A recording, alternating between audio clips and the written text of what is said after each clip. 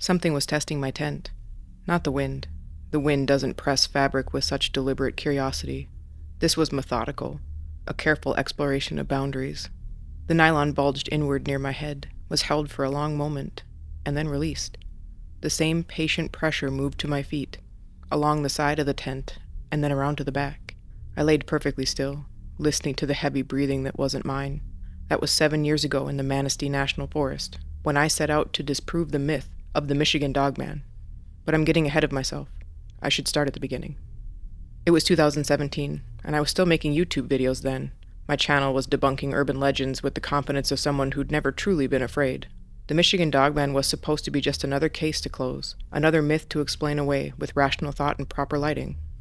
The legend of the Michigan Dogman goes back to 1887, a lumberjack's tale about a creature with a man's body and a dog's head. The stories resurface in cycles, always peaking in years ending with 7. 2017 was already thick and fresh with sightings when I decided to investigate. It was perfect. I drove up on a Thursday in late October. The trees were skeletal against the gray skies, their branches reaching out like arthritic fingers. At the ranger station, an older man with weathered hands processed my camping permit. "Lot of activity lately," he said without looking up. "What kind of activity?" I asked. "The kind that makes things move when they should be still." His eyes met mine briefly. They held the weight of someone who'd stopped asking and answering certain questions years ago. The trail stretched deeper than my map suggested. The further in I hiked, the canopy grew thicker and older, until afternoon light became something filtered and strange. I'd planned to reach the campsite by sunset, but the forest had other plans. The quiet started around mile 3, not a peaceful silence, the kind that presses against your eardrums like you're underwater. There were no bird calls, no rustling of small animal life in the underbrush, just my footsteps on dead leaves and the whisper of the wind through the bones of the trees. The absence of noise almost felt deliberate, something that had been orchestrated just for my arrival. But that's when I began to feel watched. It started as a prickle at the base of my neck between my shoulder blades, the sensation of eyes tracking your movement, measuring your pace, and cataloging your weaknesses. I turned around several times, camera ready, but found only empty trail behind me. Trees standing sentinel and their shadows pooling on the ground like spilled ink, but nothing more. But the feeling persisted and grew stronger. The weight of attention followed me like a physical presence. My peripheral vision became hyperactive, catching movements that shouldn't exist, a branch swaying against still air, or a shadow falling in the wrong direction, and even the outline of something large shifting just beyond the tree line. "What's wrong with me?" I muttered under my breath. I had been living in legends and accounts of the Dogman in preparation for this. I guess all of that research and all those stories, they were starting to get to me. It had to be.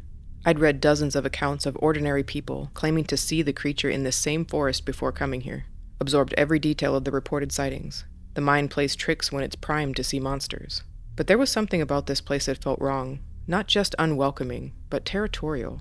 Like I was trespassing on somebody else's property. I'd done this dozens of times before, hiked into dark forests to uncover the truth, to show the world that natural phenomena can seem supernatural when you don't understand what's happening. Fear feeds ignorance, and knowledge brings light. That's the theory, anyway. Movement flickered constantly now at the edge of my vision, quick shadows that vanished when I turned to look, a shape that might have been a tree stump, until I blinked and I found it 20 feet closer, and then it was gone entirely. The forest was playing tricks, I told myself. Light and shadow, fatigue and expectation. The human brain evolved to find patterns in chaos, to see predators in every rustling bush. Survival instinct, masquerading as supernatural experience. The rational mind builds such neat explanations. But explanations don't account for the way my heart was hammering against my ribs, or why every instinct I possessed was screaming at me to turn around, to leave this place to whatever had claimed it. Some knowledge, I was beginning to suspect, might not be worth having. Around mile 4 the footsteps began. Not my own. Those I knew, heavy and deliberate on the packed earth. These were lighter and more careful. They matched my rhythm at first, step for step, like a careful dance partner learning the choreography. When I stopped to check my GPS, they stopped too. Perfect silence.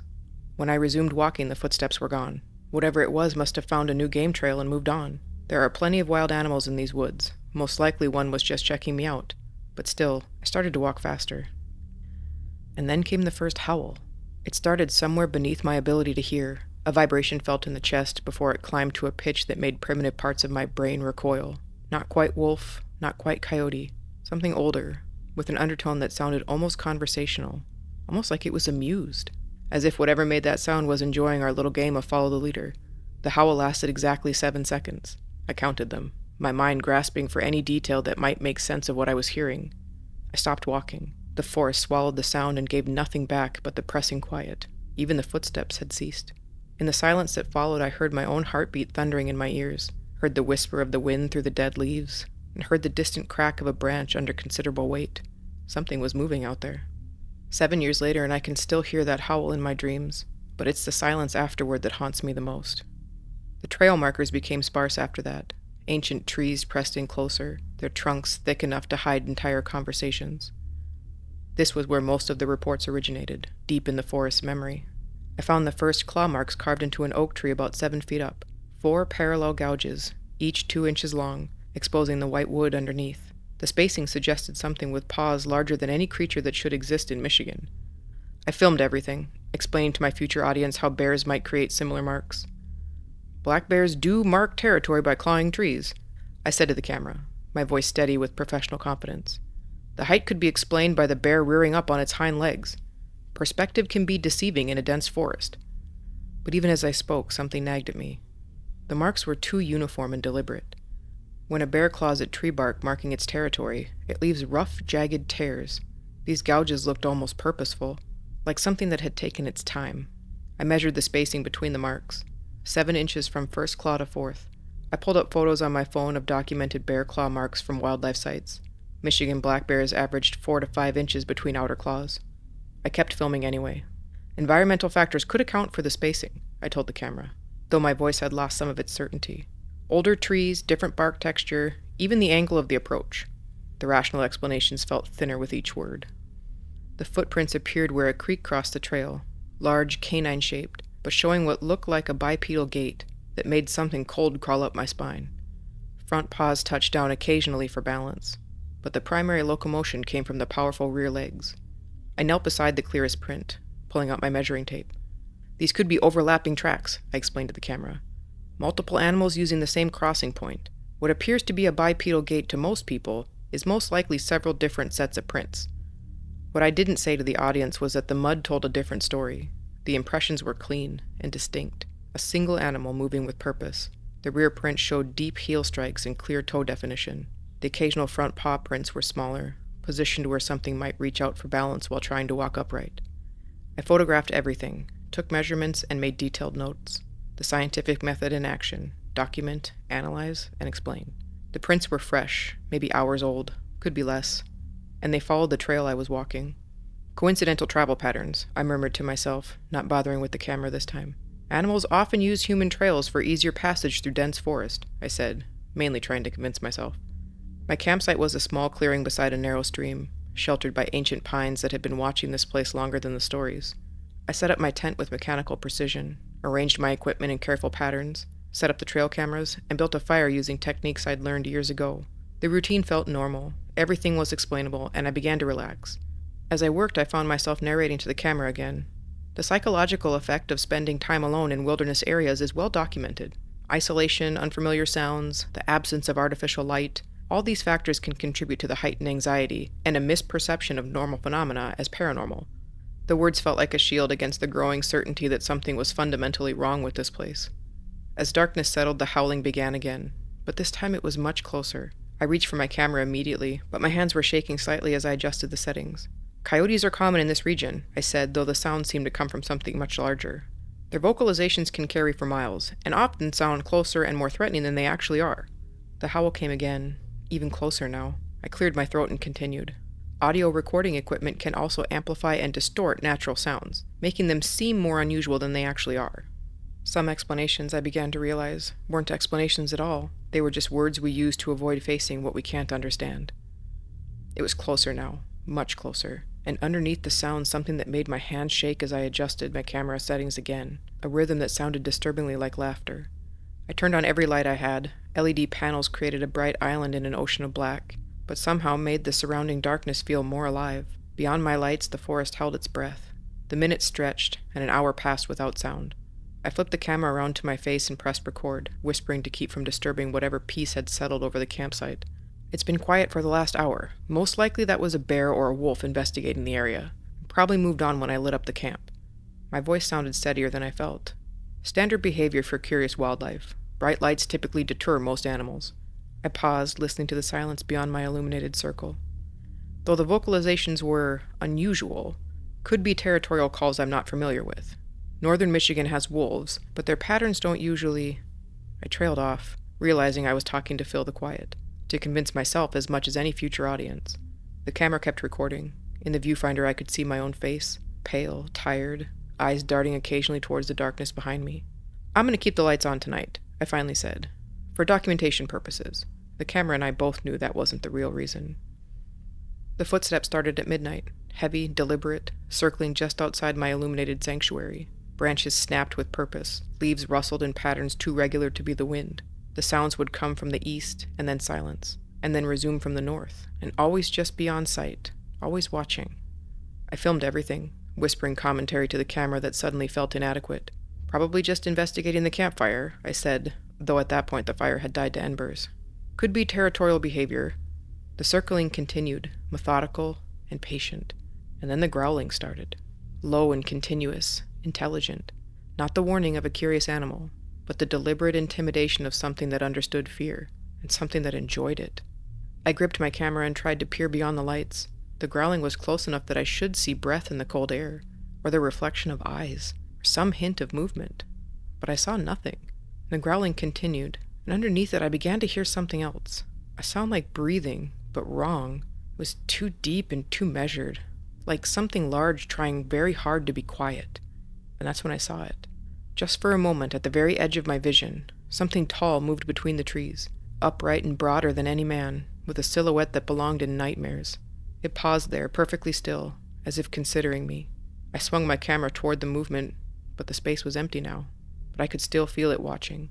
The growling eventually stopped, and what followed was absolute silence, the kind that makes you understand how small you are in the vast dark of the world. I waited, lights blazing, camera ready, for something to happen, but nothing did, and somehow that was worse. After an hour of that terrible patience, I crawled into my tent, kept one camera running, pointed at the tent flap. The sleeping bag felt thin as paper against whatever was out there, learning the boundaries of my shelter. The fabric walls might as well have been tissue. Sleep came in fragments until the careful testing began. It started with a single touch, pressure against the back wall of my tent. A gentle, curious finger. The nylon dimpled inward, held for a heartbeat and then released. I laid perfectly still, barely breathing, as whatever it was began its methodical exploration. The systematic pressure moved along every surface, the back wall, the side panels, the space near my feet. Each touch was deliberate and measured, learning the dimensions of my refuge, testing the boundaries between safety and the dark. Through the thin material I could hear it breathing, deep and controlled exhalations just inches from my face, the controlled breathing of something completely at ease, and at some points underneath the breathing, a sound almost like purring. But it was the other sound that nearly broke me. Between the careful touches, between the measured breaths, I heard something that should not exist in this situation. Laughter. Not human laughter. Something deeper, more guttural. The sound of amusement tinged with anticipation, as if whatever crouched outside my tent found my terror delightful. As if this entire encounter was exactly what it had hoped for. The laughing came in soft bursts, always just after a particularly bold touch against the tent wall, as if it could sense my fear spiking and found the reaction entertaining. I pressed my hand over my mouth to muffle my breathing. The camera kept recording, its red light a tiny beacon in the suffocating darkness, evidence of something that no one would believe. The testing continued for 10 minutes, but it felt like hours. Methodical pressure, controlled breathing, that terrible satisfying purring, and always threading through it all, that low rumbling laughter that spoke of an intelligence far beyond animal curiosity. And then abruptly it stopped. The silence that followed was complete. No breathing, no movement, no sound at all. But the feeling of the presence remained. Whatever had spent those minutes learning the geography of my shelter was still there, was still watching, maybe deciding.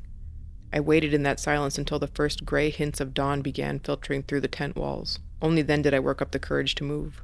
When I finally unzipped the tent flap, the dawn was filtering through the trees. The campsite looked exactly as I had left it. No tracks in the soft earth, no bent grass, and no physical evidence that anything had been there. But the nylon walls of my tent told a different story. It was covered in handprints. Large, impossibly detailed impressions pressed into the fabric from the outside. Not paw prints, handprints. 4 fingers and an opposable thumb, but elongated, with what looked like claw marks on each fingertip. Dozens of them, covering every surface that had been touched during those 10 minutes of methodical exploration. I photographed them all before packing, evidence that something had been there, something with hands that had spent the night learning the exact dimensions of my temporary sanctuary.